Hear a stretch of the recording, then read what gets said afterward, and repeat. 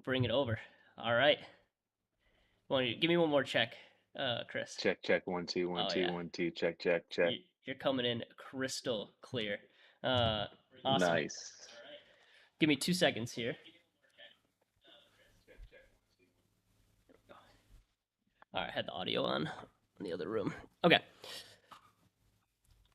Chris, super stoked to have you, man. Thank you so much for joining us on agency therapy. So, kind of gave Chris a brief rundown on what we're doing currently with Hydra and agency therapy. And if you're a new viewer and on the live stream right now, welcome. Super stoked to have you guys here. Thanks for coming right in the middle of the day. So I know everyone's super busy running their agencies and doing big things. So grateful to have Chris on board here, and we got some awesome Q&A that we're going to be running by him today. But for those of you that don't know, Chris Evans, Chris is one of the founders of Traffic and Funnels. Also has multiple other businesses that he's currently running.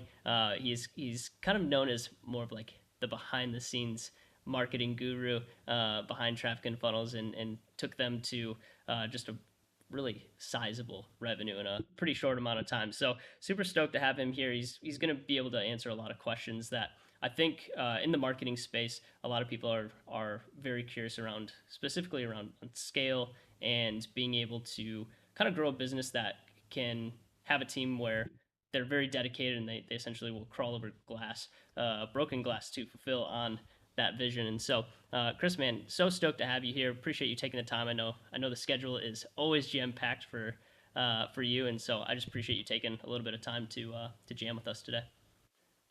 Josh, thanks for having me, dude. I'm more grateful to be here than you are to have me here. Um, no, this is pretty sweet. This is my first time doing a live stream podcast on the YouTubes, and yeah, man, I'm excited to be here and just give some value to your folks and just jam and have a good time. uh, It's a little trippy though, like watching this on YouTube, and y- yeah. yeah, it's gonna throw me for a loop here. Yeah, it's kind of like Inception when it comes Keep to me like. keep me on my toes, man. Yeah, 100%. Yeah, kind of the idea and the reason that we are really bullish on this strategy is a couple different reasons. YouTube has such a great organic reach still to be able to draw in new viewers, and so what a live stream does is it allows you to take like an hour to 2 hour piece of content and then be able to chop it up into segments and then bring that into more of like the micro content. So like when you're That's doing amazing. yeah, when you're doing like a podcast, and like you could even turn this into a podcast. Like we're getting pretty much everything. We're getting the live stream, and then the live stream can move into podcast, can move into shorter YouTube segments, can move into bite-sized clips for Instagram Reels, Shorts, TikToks, whatever it might be. So it's such a good way to like utilize an hour because we can take Mm, so much information, so much value from one hour segment, and then bring it into multiple pieces of content. So that's kind of the reason that we love it. that we do it. So, but yeah, man, if you're cool, we'll just kind of rattle off some questions, and as people ask questions in the live stream, we got about 5 live viewers currently, so you love to see that. As they kind of ask some questions as well, we'll sprinkle those in too, and then of course people will watch this a little bit later with the live stream. So, or not the live stream, Let's but do it. the other aspect of it. So cool. Let me pull up my question sheet real quick, make sure that I have that, and then we will jump into it. Um, so kind of currently, I guess like the first thing to kind of bounce off of you is kind of catch us up with where Chris Evans is currently at because for a while there's like I followed along with you for quite a few years now, and it was like, okay, like traffic and funnels focused. I think you're also partners in Wealth Cap as well, and a lot of you and Taylor do a lot of projects together. But recently, it Hmm. kind of seems as if the Chris Evans name has kind of gone behind the curtain a little bit and is working on some cool stuff. And I don't know if you can share any of the cool stuff that you're currently working on, but it really seems like there's about to be like an eruption of like Chris Evans on the marketplace somewhere, and I'm just like curious, what's coming up for you? Like, what's kind of like new and exciting in your world? Yeah, so I'll give a quick snapshot. I appreciate the intro and everything. But man, we built several businesses really fast, seven, eight figures a year, and just has been a crazy ride and tremendous learning experience. Have had major successes, but also major failures. At one point, we had over 150, 160 employees. We've had 400 people that we've trained and really have been employees at one point or another in our businesses. Some of them the top leaders in the industry today. Man, we've sold several six figures in info products, front end, thousands of high tickets. So there have been so many things that I've done. And what I've realized after going through that, I've been so ambitious and so driven, and I think it's a great thing. And you can have a lot of impact and make a lot of money, but that's not what life is all about. And so that's a process I've really been going through in the last year, and just especially the last few months is just slowing down. So the last couple months, I've actually stepped back from the business, and we've handed off to an awesome person, Ashton Shanks, who's running TF and Sales Mentor, and just reinventing, and he's reinvigorating that. And for me, where I'm at in this point is taking my wisdom and yeah, just working with businesses that I can really bring that wisdom to. So that's going to be someone probably more so in the 7, 8 figure range, with all the wisdom of having a family and figuring out like what I actually want and what do I love and what's just going to get me stoked out of my mind to work on every single day. Because when you grow a business, especially as fast as we did, like dude, our first full-time month, we did 6 figures in revenue in traffic and funnels.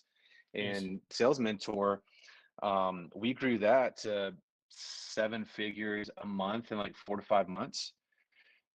So pretty crazy the speed at which we've built these businesses. And yeah, where I'm at right now, man, is just taking all that wisdom, compacting it, and now helping business owners design the life that they want with their business.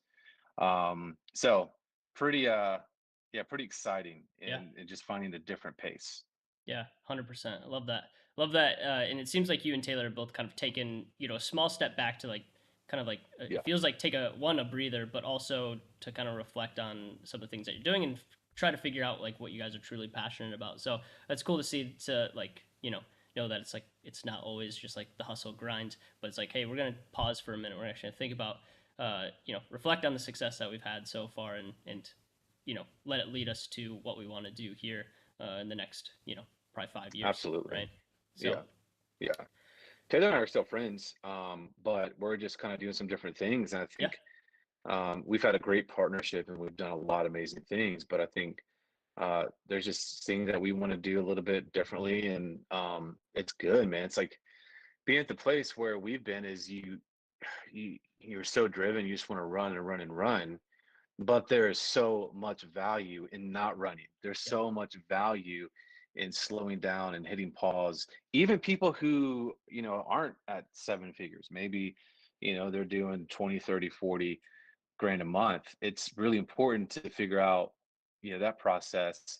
Like, what do I want? What do I love? And continually to be in that rhythm and being okay to take time off and just resting, because there's this thing in this industry where it is just grind, it's just hustle, it's just grind your face off yep. to make another dollar. And the thing is, man, we were just chasing the next high, the next high. It was I remember messaging with Taylor back in the day when we used Skype, before all this new fancy technology and Discord came out. It was like, man, do you think we could do 20 grand a month? We were just hype on that. Yeah, And then our first one out of the gate, the first full-time month, 127,000 revenue.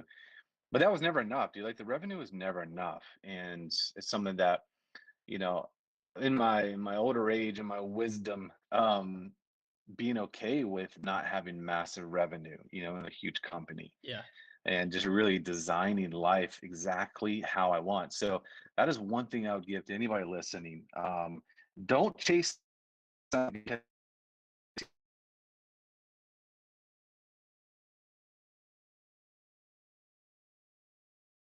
Chris, you still there? Uh, we're breaking up a little bit.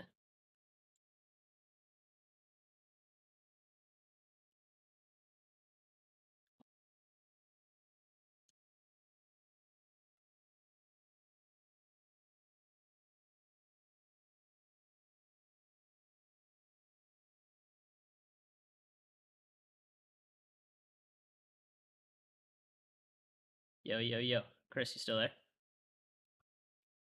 we'll uh we'll hang up and we'll jump back in real quick. Hopefully we're still here.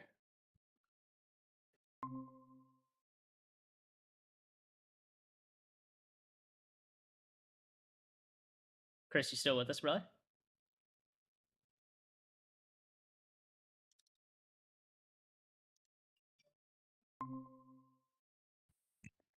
Oh, there he is. He's back. Dude, I'm not gonna let anything try to keep me down. Somehow my internet just went down. That's okay, man. No worries. We can do the mobile phone. That's it's more raw and natural that way, you know? Yeah, it is. Should I put my AirPod on this or is my audio good? Yeah, your audio's crispy. We're good. Cool. Dude, I was just like it was just getting good. I was starting to preach. Yeah, man, it was great. But The last thing that we heard on our end was if you're listening to this right now, and you're chasing the revenue numbers, and then and then it cut out, which was like right at the punchline, and I was like, oh, here it comes. it, it was just a marketing ploy. It was just like a big open loop, you know what I mean? Of course. Yeah, no, but essentially like the revenue is never going to satisfy. Mm, And so if you can find contentment and peace and joy at your current level of revenue, that's the secret. yep. Not that you won't expand, won't make more revenue, but that is the secret, man. And not chasing somebody else's dream, but you building the dream that you want. That could be working 10 hours a week. It could be working 50 hours a week, but it's all about your dream and you designing your life and your business exactly how you want. Yep. That's the game. Yeah. Yeah. Exactly. And that's something that my partner and I like we kind of discussed building is like what do we want to build this thing to? Like we've built multi seven figure agencies. We've worked with Fortune 100, 500 companies, and it was just one of the most stressful things to build were our agencies, and we had teams of 25 plus, and it just wasn't as fulfilling. And I would say we're much more fulfilled now, doing the type of consulting that we're doing. And although we're not on what I would consider like a rapid rate of growth, we're way, in my opinion, I'm way happier. I can't necessarily speak for my partner, but I'm way happier than I used to be because I get to do a lot of the cool things that I've always wanted to do.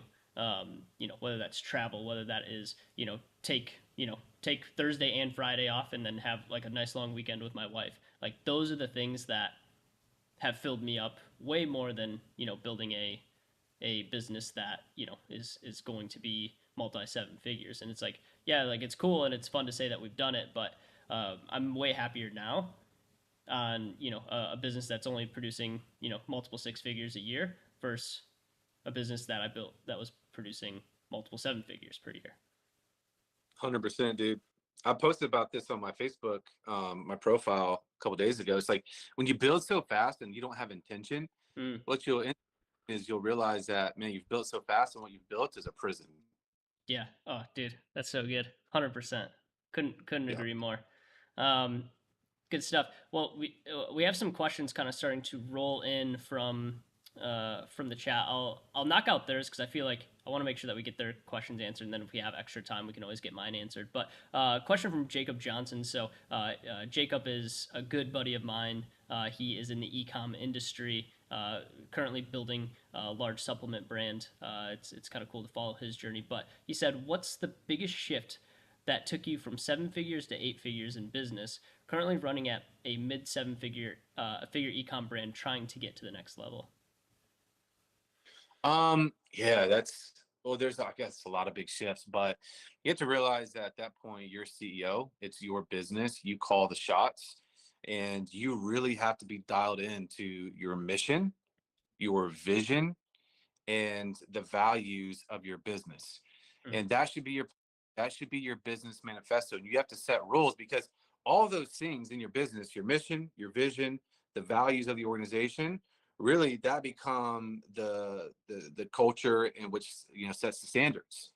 And if you're not adhering to that, then you could go off track. And that's something that we've experienced. And yep. we have an and so being CEO, like it is up to you. It's not up to anybody else. You are the guardian and the steward of your business. And a lot of people really have that, they have a hard time making that transition from like uh, in everything, every department responsible for everything to CEO, where you've got multiple levels. So this is a framework that I developed through this process of, where you have now I'm interested to hear how many employees you have, Jacob, but where we grew rapidly from 1, 2 employees to then 10, 15, 20, 50, 70. Like you have to rapidly change in that process. And man, I've got an awesome actually hiring framework on this, but how you can grow in a healthy way is making sure that your level one, so those are people directly underneath you as CEO, are really, really good at what they do. And so the things that I measured and do measure when I consult with businesses, when kind of my new venture that I'm doing, is you have to measure their experience, their skill set, their attitude, the probability of their success, and their communication. And I measure this on a scale from 1 to 10. And so I don't want to be, I don't want to have someone that's a level one to me where they don't have very good experience, right? They've not done much and their skill set is not that developed. For me as a CEO, I need people who are a 5 and above, Mm. because if they're a 5 and above, that means a way less time for me to get them to a place where they're actually producing the results that the organization needs. Okay. Massive, massive. Because the better people that you have, the faster that you have them, the more leverage, which means the business is just going to operate way more effectively and efficiently. So there are some big shifts that I would highly recommend. And dude, I could talk on that stuff for days. Yeah. Yeah, one thing you always hear 7, 8 figure, CEOs kind of talk about is at that point, it's all about people.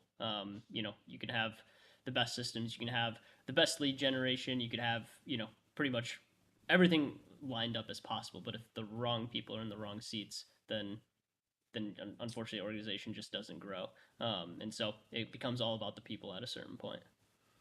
Or you're just a babysitter and it sucks. Yeah. Yep. Exactly. Yeah. We see a lot of that, especially with some of our agencies. That it's crazy, man. Like a lot of these young entrepreneurs getting into the agency space now.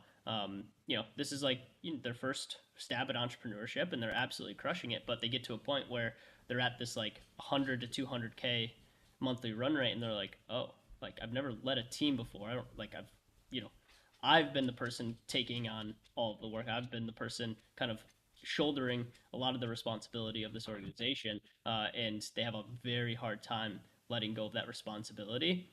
Even if it's this is what I always tell people: like if people are at a fraction of what you can do it at, it's like you have to let them learn, you have to let them make those mistakes, and be able to mentor them, and like that's what that game becomes, and that's what I find a lot of great CEOs do is they're great mentors to their team, and but the team has to be students too, right? And I think that goes back to what you're saying about culture, right? Is like you have to have a culture of always growing and always have like a student mindset.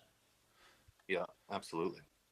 So, quick question for you: uh, how how did your role, so like from the start of traffic and funnels to obviously now you're kind of like outside of everything, but how did that role evolve for you? Because for people like that are starting out, like I'm sure like there were times you were taking a lot of the fulfillment, you were doing a lot of the marketing side of things. How did that role kind of evolve for you? Like where did it start, and then at what point were you able to kind of go, okay, like I can let go of the reins, the team has it? Hmm. Yeah, so there's multiple different shifts in that process, but so it really started where I was kind of like the scope marketer, where I, developed the pillar marketing, like the webinar, running the ads. Taylor was more the lifestyle. He was always on social posting. Like, I never cared about that. And then our first hire was actually a media buyer. So I ran the media because I did that before we started TNF. And we just kind of slowly started to replace ourselves. And so when you look at your business and the necessity of your business, this is something I've coached on a lot, but I prefer to replace myself with the things, at least in the past, the things that were easier for me to look at and be able to guide and coach that didn't take much time. So a big thing was replacing myself as a media buyer Mm. because I knew it so well and I could do that stuff in my sleep. So I could know if the person was doing a good job or not, or I could train them up really quickly. So you have to identify like what are the pillar parts in your business and what are the parts where you need to replace yourself the quickest. It could be something that you absolutely hate doing. For me, that's like financial operational stuff. I'd rather jump off a cliff than do that stuff. So it just depends on your toleration level, really, and what the business needs. So some of the key points were when we were doing a lot of the things in the business, I was always looking for the best leverage. And so as we got to the place where, yep, we brought in our first hire who was media buyer, then our second person was like an operational person who handled contracts and agreements and all that kind of stuff to buy us time, stuff that we definitely didn't like doing.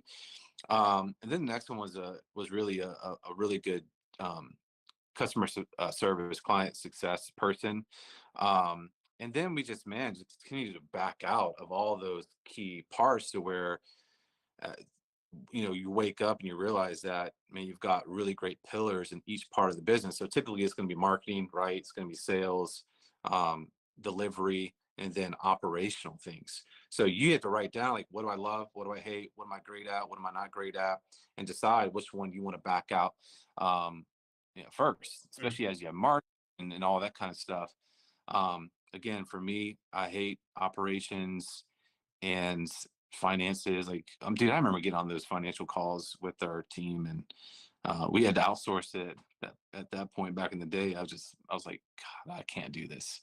So, my first big hire was a COO from a company that was doing like 40 in 2018, and this guy had been a part of mergers and acquisitions and just had a lot of experience and just came in and took all that stuff off our plate, and Mm. it was massive, massive. So because when you get to the point in your business and you're doing things that you don't like and you start feeling resistance and or potentially bitterness in the business, there's some things that you have to address, right? What happens is a lot of times people don't, and then they end up never growing because they've got this internal dialogue going of like, I hate my business, why do I want to grow anymore?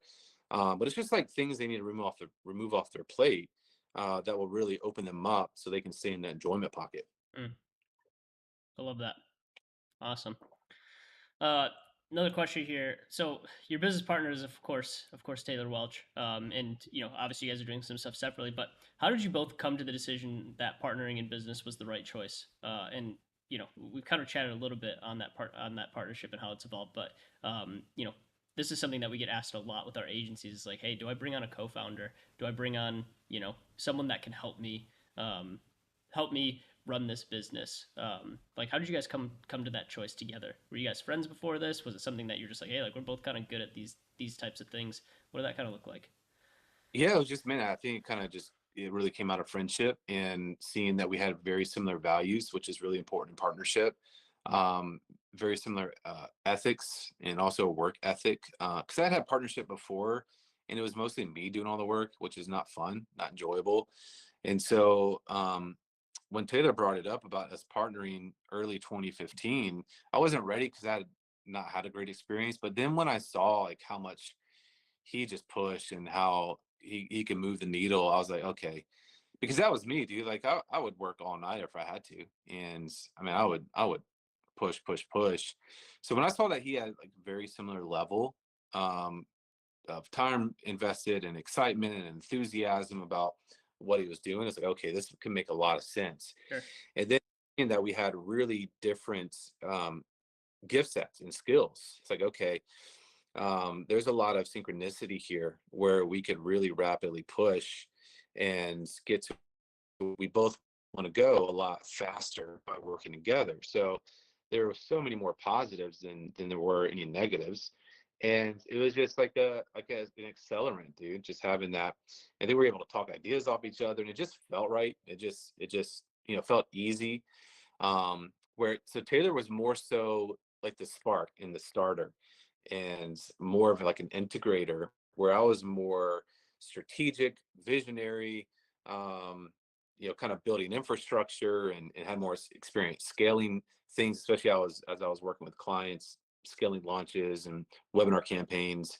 And so I, of course, dude, I had the experience of running ads where he wrote copy and built funnels in Infusionsoft back in those days. And I remember him telling me, I looked at his ad campaign. He was paying like $100 per lead on Facebook. It was hilarious, So we joke about that a lot, but just yeah, there was congruency there, and it just felt right. And so what we didn't do is just commit everything, right? Like I still had clients and he still had some clients as we were working towards and in that partnership. We just started taking one step after another and it kind of grew organically into where we really kind of started that in August of 2015, having conversations, bringing on some clients here and there. And I was so full up with client work outside of my relationship with Taylor that I didn't have a lot of time. Mm, And then it came to us having a little bit of momentum in December. He was like, dude, like, are we doing this all in? And I was scared, honestly. I didn't, because man, I was a father of four and I had security and just a client pool that I had and finally pulled the trigger. And man, the rest is history. It's pretty wild. yeah, that's incredible. Um, so something that I feel like you and Taylor are extremely known for in this space is you guys investing in your investment portfolios, and something that Taylor has been really gung ho on for feels like the last 3 or 4 years. He's been really preaching, um, from the investment side of things. At what point in the company did you guys like really start to take the investment side seriously? Because it seems like that's where a lot of your guys' energy is currently going. At what point in the business were you like, okay, like we've got too much too much money. We got to like put this somewhere. Because I'm sure there was at point like a realization, or was it something that was always like, hey, like we're doing this, we're just not really talking about it much. No, it was a realization, and it came from Jay Abraham. I asked him a question. I said if you could go back. Jay Abraham is an OG. If you guys Yeah, don't know him, been around this space for a long, like since the '60s or something crazy like that.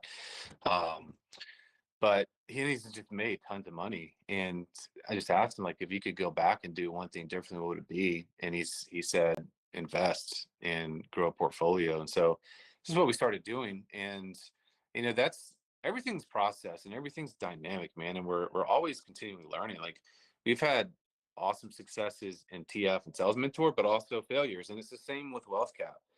I think it's just, of course, the rule is to not lose money, right? sure. And but yeah, it's a process that we're still in, and just finding our way through that, both together and individually. And just I think what's really powerful is if you can find a level of contentment in your life. That's the house you have, the things you have, and to live well below your means and just slowly build and not feel like you're in a rush or not feel like you're going to miss out on anything, then you'll take really wise steps Mm, within and you'll be in the game for a long time, and you'll wake up 5, 10, 15 years from now and you're like, oh my god, like I have very little stress, I don't have much debt, maybe real estate, and all my needs are taken care of, and that's it, dude. Like that's the point where you need to get, and just enjoy the process as you go. mm, love that. I got a lot of give to you guys. Wait, what did you say? Got a lot of old man wisdom to give you guys. Oh yeah, of course, of course. Um, I've got a little bit of a personal question. Um, Taylor regards Nashville, Tennessee as the best place on planet Earth to live. Why'd you move? Well, I never lived in Nashville. You never lived in Nashville? Or so, I don't know. People think I've lived in or I live in Nashville. No, dude, we've been separated um, our whole career. Um, so Interesting. I actually I've did not know that. yeah, it's all right, man. A lot of people think I live in Nashville. It makes sense because I've been there so much.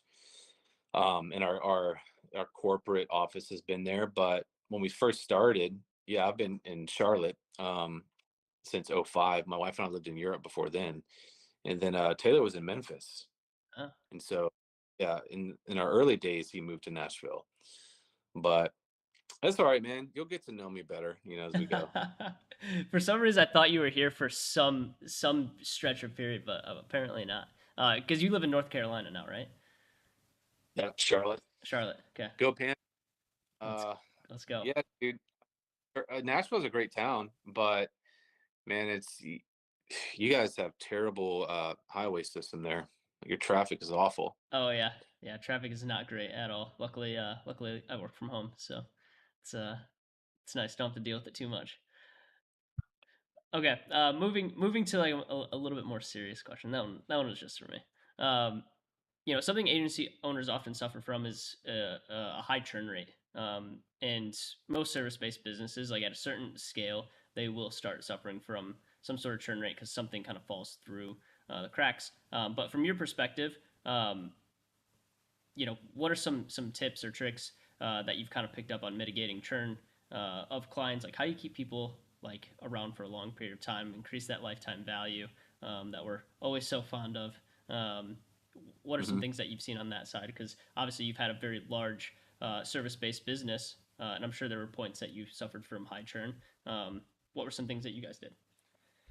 Man, I think what's really important is not be so consumed with scaling the business to where you outpace your ability to serve the clients you have. Number one, right? Going back to that, oh, just chasing top line. People get addicted to that, and then they leave a wake of clients.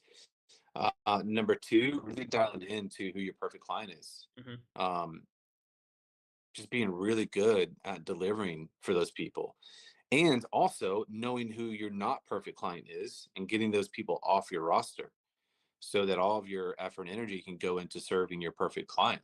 And there's a flywheel with that. Like you get momentum out of that in serving your best clients because you get to dial into what their pain points are, the things they've experienced in the past that haven't worked, and it just becomes way better to where you start to get referrals and you grow that way. And another thing on that would be, I'll give two more things. Number three, making sure that you're continually setting the right expectations and right boundaries in the relationship. And then number four is continual and ongoing innovation. Continual and ongoing Mm-hmm. innovation, making that you're innovating in your offers and your products and your services, and just making it better in where they don't have to think about, man, are these guys doing a great job, or are we getting the results that we need for our business? Like you're always looking at how you can do better for the clients. That could be content, that could be new processes, that could be new people on the team. And I think if you follow that, that's good stewardship. And Sure. it's all about good stewardship, right? And not just putting the mighty coin or the mighty dollar ahead of your clients, because at the end of the day, it's way better to keep clients than have to get new clients. Yep. 100%. Yeah, completely agree with that. Love it. Um, One of the hotter button topics right now in the service-based industry, and you see a lot of marketing tactics go this way. I think part of it's because Hormozy's $100 million offers of like starting to craft offers around guarantees, but specifically around like lead generation. So you see a lot of offers right now in the space, and it seems to be getting a little oversaturated. With that type of lead gen strategy of like, hey, like 30 leads in this many days. What kind of like offers have you seen in the recent past that you're just like, this is slightly different, this is slightly contrarian to what is currently out in the space? Anything that you're seeing right now? No, but that it is an interesting thing. Like when like those kind of offers come out initially in an industry, but people get bitter pretty quick. Mm-hmm. Right? So I think what is maybe a good offer is to go opposite, at least, from an ad level or marketing level, to where what we've done successfully is to make fun of the industry, Mm-hmm. things that like the internal things that people are speaking, and just have an offer that is honest and true and something that you can put your name behind and be proud of. Like that stuff is going to outlast any of this other crap that's out there, where these people making these crazy claims and money back guarantee and all that kind of stuff. And then you have your kind of your stable coin offer that is going to get results and people will love, and then you go and just make fun of the industry and all Mm-hmm. the crazy things that, like, that's how you get people in, because they're going to think, oh yeah, these guys get it, Yeah. right? And you could have different guarantees and money back and stuff like that, but it's got to be for the right market. It's got to be for the right prospect, right? Not someone that you can't get results for, because then it's just going to be a mess. and it's got to be something that you actually enjoy, which is really, really important. 100%. Do you like Um, that? I love that. That's great. Yeah, it's something that we've noticed a lot in this space is like, especially on with a lot of our lead gen agencies, something that we're I feel like it's starting to get outplayed quite a bit of like certain amount of leads in a certain amount of days, and so we've been looking for those contrarian viewpoints, and even something that we've been running in our own consultancy is some sort of like anti guarantee, and like like you said, poking fun at what is become now the norm and just noise on someone's Facebook feed or Instagram feed, and trying to when they zig, we zag type of mentality, right? So, Yeah, absolutely. And so the two things you can do, like you can go contrarian or opposite of what people are saying, or you can like drastically inflate it, mm, yeah, and then right? sorry, one more time. So drastically inflate it. Yeah, inflate what, like, so if someone's like 30, oh, you can get 30 booked appointments, you just say 3,000 or 30,000, like something just stupid, Yep. and you make it jovial, right? And people can really align with the comedy of it. Yeah. Okay. Got it. Got it. Love it. Um, so one thing that I'm kind of curious about, something that you see with Taylor is he has a very strong inner circle. I'm sure you run with a very similar inner circle of people that you're like, man, like I trust these people and they're higher level. What was kind of like the graduation process for you guys as you started to one grow in business, but like how did you start growing an inner circle that is at a higher level than what where you're currently at in business? How were you guys able to start like getting involved in some like the rooms that you've been in? Like you mentioned, I think it was Jay Abraham, of like yeah, like you were talking with Jay, right? Um, it's like how do those how do those interactions come up? Like at what point were you like, yeah, like we have the opportunity to do this? Like, are you guys paying for mentorship? Are you guys getting in masterminds? Like, how did you expand that inner circle? Because one thing that I always see with you guys is extremely well connected. Always, like it seems like most of the bigger players in the space. Yeah, so initially it's paid access, but then the other part of it, man, is just being in the game and playing. And connections have been one of my superpowers, and I haven't done it intentionally for several years because I've been in the business, and it's something that I'm coming back to. But I just genuinely love connecting with smart people and talking and seeing if there's anything I could do. So one of the ways that I've been able to garner those relationships is just giving and not expecting anything in return. So yeah, you've got like kind of your relationships with the Jay, where we paid him 120 grand a year, um, to coach us. And then you have relationships where you just go and you say, man, this person's cool. What they're doing is cool. I'm in the game. They're in the game. Let me just connect and see if there's anything I can do for them.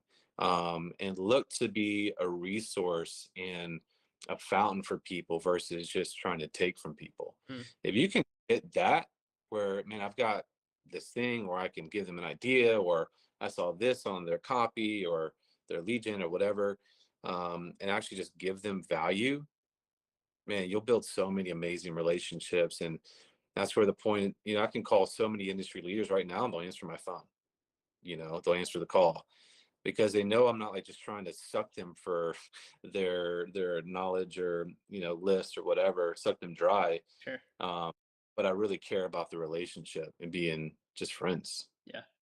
Yeah. 100%. It's all about intentionality, right? Mhm. Love it. A couple questions from the chat. Jacob had a second question here. Where is your focus at the most when it comes to evaluating investment asset classes right now, considering the current market environment? I don't spend much time on that right now, man. I'm at a place in my life right now where I'm I ran fast for so long, in our business. And so right now I'm at a place of just figuring out like what do I really love and what do I really enjoy. And it's not thinking about real estate, it's not thinking about investment or crypto. It's just being with my family, um, creating some content, connecting with cool people. And so I'm not in that phase right now in my life, but I think it's just if I were to, it'd just be what I enjoy and what's going to get me positive every single month or every year, year over year, and be safe and healthy.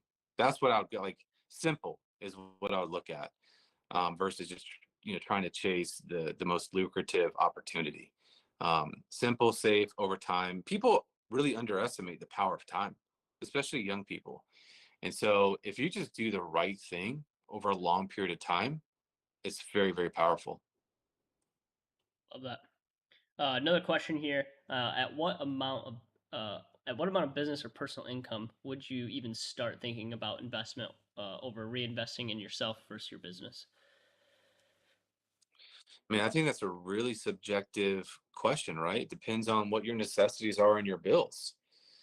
Um, so, if your necessities and your bills are 3 grand a month and you're making 12 grand a month, um, well, you could be investing $1,000 a month into crypto or stocks or whatever, right? Or some kind of syndication situation. So I think it's really subjective. I think making sure that you have set, here's the thing, delayed gratification is really, really powerful. And for all the young guys and gals out there, if you can learn delayed gratification and not have to go buy that Rolex and that Ferrari and all those things, until you hit bigger milestones down the road, it's just going to be way better. And I wish I would have done this. Like, I wasn't crazy in spending money. Like, I flew private and stuff like that. But I'll definitely do things differently where I would say a little bit further under my means, and be more intentional about not spending money on some things, because at the end of the day, like, it never gives you sustainable happiness. And so, of course, like, you continue to invest in yourself with mentors. Make that a priority until you've got consistent flow to cover your monthly nut, uh, stack money in the account, and just having margin in your life. So from a tactical standpoint, I think you should keep at least 6 months of personal income in the bank, just to cover whatever your monthly expenses are. And then same for your business. And then once you're outside of that space, then you've got margin. It's where if things change or you need to adapt, like, you've got room to do that, before you start investing into other things. Love that. Love that answer. Uh, one one good question here from Dean. He said, "Chris, you're looking really healthy. What changed over the last year? Diet, working out?" All the above, man. Yeah, just again being more intentional about my health. So there's a thing that I talk about, and I think people operate in these modalities: survival, thriving, and impact in their relationships, their physical health, their emotional health, their spiritual health, and their financial health. And so for so long, I just focused on my financial health, and I put my physical health and emotional health and spiritual health to the wayside. And so that's really been a focus the last couple of years, just eating better, and yeah, not something crazy, but just being more intentional about what I'm eating and making sure that I'm working out and drinking a lot of water. So I've just been more intentional about it. And I did 75 hard. What was it? I guess it was April, May, and June, and that really sucked. But It's always a good time. Uh, did Taylor end up finishing his 75 hard, or did you end yeah. up outpacing him? Oh, bro, I outpaced him. Yeah, poor guy. Never stood a chance. Oh, I And love I, it. and I got COVID, and I finished it. That's incredible. Let's go. Yeah. That's awesome. Nicholas asked here. So you asked Jay Abraham what he would have done differently earlier on. He said he's curious what your answer would be to that same Ooh, question. Nicholas bringing the heat. Oh man, can I give multiple answers? Of course.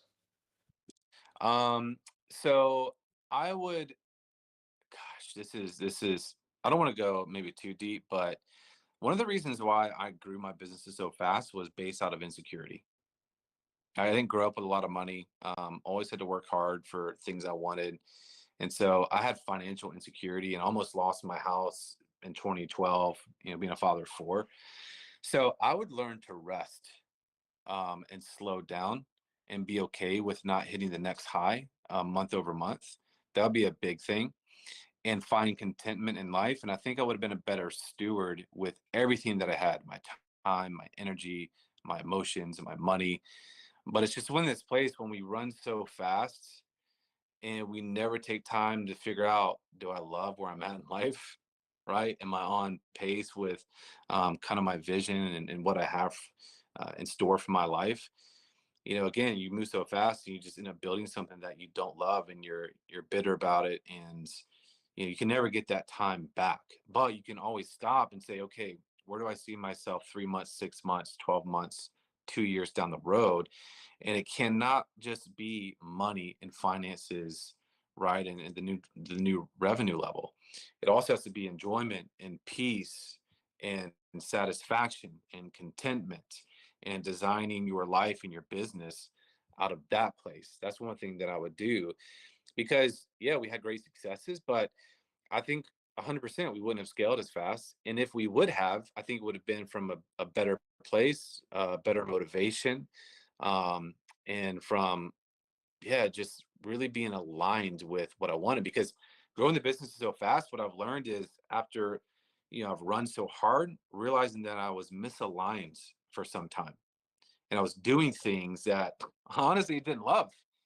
And had all these big businesses, had recognition, people knew who I was, and we had tons of money coming in, but I wasn't really that happy. I was a freaking, slave and obligated. Oftentimes I felt to the business. Mm, So those are things I would do differently. yeah, yeah, super interesting. That list, by the way. I love So it.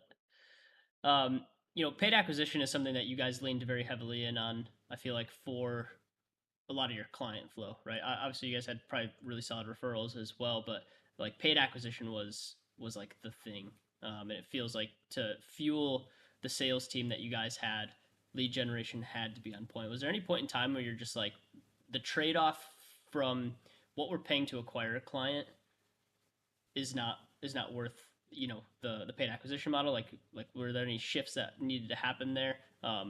What is kind of like the model that traffic and funnels runs with now when it comes to acquiring clients? um yeah, so I think that that is the case because especially with how big we got, when you have an 8-figure business, man, that is a lot to sustain. That's a massive machine to feed, right? And so you have to be really on your P's and Q's when it comes to paid media. So what I would do differently, and some of you guys might already have this, but I would put a lot more focus in being multi-source and redundant. Like an airplane, they have like 2 or 3 redundancies for every primary thing in a plane. And a lot of businesses don't have that, right? They don't even have any redundancy. They've got one channel and that's it. So, from an acquisition standpoint, not only, and especially if for evaluation, right? If you're going to sell your business, any of these businesses, PE firms or whatever, if they come to look at to buy your business, okay, it's not going to be cool enough for them for just to have ads running on Facebook. Like they want to see you running ads on Facebook, YouTube, Google, Instagram, maybe influencer, right? But then it's not going to be good enough to have that. And they're going to want to know, like, okay, do you have recurring? Do you have phone sales, outbounds? Are you doing direct to mail? Right. So I think acquisition standpoint, once you have an offer dialed in, you have your message dialed in, is looking at duplicating and building redundancy for your channels. And this is something I'm talking about and that I'm working with my new clients in the new venture that I'm launching is the theory of supply and demand. And essentially theory of supply and demand, right? It's not like it's rocket science, but always making sure that you have more demand than you currently have supply. Okay, so supply is if it's just you, it's your time, your processes. If you have a team, it's their time and their processes.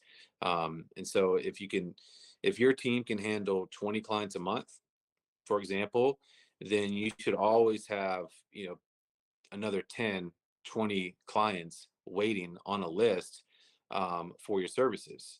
So always having margin built in. So in regards to what TNF is doing right now, I'm actually not sure because I'm not involved. I'm just kind of an advisor and I don't know what Ashton has in store, but I'm sure it'll be multi-channel content. Gosh, dude, I could talk on this topic for a long time. Running, I think one point we spent seven figures in 1 month just on advertising. Jeez. Yeah. So there's a lot of risk there, right? And to mitigate your risk, you need margin, you need money in the bank, and you need to make sure that your stuff is good and compliant. Um, so do you want to dive more into this or? Yeah, yeah, I'd be curious to like kind of ask like a slight follow up question, then let you Yeah. go a little bit deeper on it. Um, I guess like one of the things I'm curious on, you guys kind of hit the Facebook, Instagram marketing, um, you know, glory day, 2018 to you know, or earlier than that, even like 2017 through like 2019 were just kind of like those like really solid, Facebook marketing days. At what point were you just like, dude, like every dollar we're spending right now, we're getting just, a certain amount of dollars back, and it's like it's totally worth us to continue to scale to a seven figure, marketing budget because we're literally just printing money at this point. I don't know that it was necessarily that might have happened actually more so in 2020 with Sales Mentor Mm, when we business to seven figures a month in like 4 or 5 months. A lot had to do with the timing of the market, the offer in the market. That was training people how to be salespeople that you could do remotely, and that was our angle. That was before Cole came out with the remote closer. Like we really kind of made that popular, and so I think market timing with um, the offer is really, really important to be able to scale something fast. And if it's blue ocean versus red ocean, yep. right? The more red it is, the more innovative you have to be with your message and maybe contrarian. So, man, it's crazy because there are times where we would have a month where we struggle, like we would be profitable, but just entrepreneurs, we would struggle because it's like, man, should we increase our budget? Should we spend more money? Um, on the topic to make sure you are spending an ads, you get triggers and you have rules and how you know you time you call and you didn't really look at it before so much difference mastermind and it's something that I've thought about, but man, when you're just printing money and you're printing cash, you can end up wasting a lot. So I would encourage everybody here. Yeah, still hear me? Yeah, we got you back now. You cut out for about 30 seconds there, but we got you back now. I'm sorry. Um, Having rules, for your business and how you're running media and ads. So essentially identifying and knowing like what your client value is, your LTV, and then also your cost to service a client, and then of course your cost to acquire a client. So for us, let's just call our LTV $10,000. Man, at one point last year, dude, our cost to acquire a client was like $4,000, but we had we just had a lot of revenue coming in from other sources, and we were able to spend that money. But I think it was stupid, and we weren't paying attention to it. So if you keep track of those things, LTV, cost of service to client, like your team, office leases, all those things, and knowing separate your cost to acquire a client, then you can say, okay, what is our margin? What do we want? And that's your rule. So that's your trigger. If your LTV is 10,000 and your cost to service a client is 2,000, your cost to acquire a client is 3,000, you're like, man, if we're at that mark, we can turn up, right? And maybe hire more people or spend more money on ads. But it's really, really important. This is what I would do differently going back is just having those rules and parameters and triggers in place before I actually scale because we kind of scaled in a not super disciplined way. Like, it was a lot of feeling and intuition, which is not the best. 100%. Yeah, you kind of something that we teach a lot in our programs is like understanding the data behind the business, and making sure that you're making informed decisions, just not emotional decisions, right? So Yeah. I love that you brought that up. That's huge. Um, so we got about like 3 minutes here. Would love for you to kind of like plug some of the things that you're doing, where people could find you. Any last thoughts that you kind of have?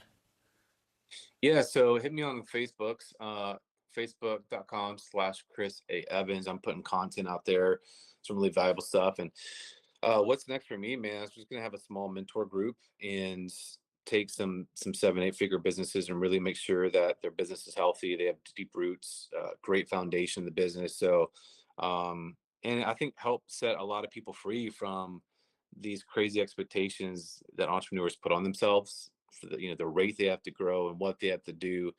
I'm kind of more like the Zen vibe these Mm-hmm. days, and book vibe, and giving people and entrepreneurs permission to build at their own pace, and really enjoy what they're doing versus being obligated to something that they don't love. 100%. Um, you're writing a book right now, correct? I'm not You're not writing writing a a book. book. Okay, maybe it's Taylor that's writing the book right now. For It some, pro- he's always writing something, right? yeah, always saying I love it, man. Cool. So you guys go add Chris on Facebook. At some point, I'm sure you're gonna cap out on friends. Do you have like the fan page yet? I do. I'm not really active over there right now, but Okay. if you can follow me on my profile and still see my stuff, and yeah, I think it'll be valuable for you. Yeah, 100%. So you guys go follow Chris on his Facebook page. Maybe one day he'll join us on YouTube. I feel like you'd bring a ton of value uh, on this channel, man. You'd crush it. Thanks, bro. I actually talked to an influencer yesterday. He's like, "Dude, you gotta go on YouTube." Yeah, it's definitely the wave, man. Just really good. Has still has great organic reach, and I think with your audience, you could grow it pretty quick. Cool, man. I'll hit you up when I do that. Yeah, 100%, man. Cool. I don't think I have any other questions, and it doesn't look like the chat has any more questions. But Chris, man, thank you so much for your time. I know how valuable it is, and getting time away from family and things like that. It's like that's the main focus for you right now. So thank you again, man. Look forward to connecting more in the future. Thanks, Josh. All See you right, guys. we'll see ya. Crew, go work. Hey, I feel like we didn't embarrass ourselves at least, you know? That feels good, right? That feels good. Hold on, let me pull the old OBS up here. We'll get transitioned over into a different thing here.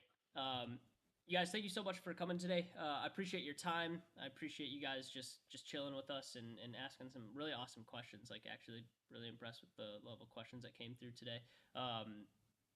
No agency therapy tonight. Of course, this counts as our session, our live stream session. So, man, I really appreciate you guys coming though. It means a lot to me when you guys show up for these things. So, we're gonna be doing more guests on the on agency therapy. Of course, I'll still do some solo segments here and there, but this is really what we're going to be pushing is just getting more people in because I don't know. I really enjoy this style of content. It's cool to bring them in. We're going to be applying an app soon called Restream. So whoever comes on for our next one will actually be like live streaming with us. So the quality will be a little bit higher for our guests that will be on there. So we'll be building that into something to kind of look forward to. Would love to get you guys, back active a little bit in the Discord. It's been quiet, so we're going to be posting more content in the Discord here to get that back in action. So if you're not in the Discord, jump in the Discord channel. Would love to have you there. It'll be at in the description of this video, so jump in there. But you guys, thank you so much. I appreciate you. Much love, and we'll see you in the next.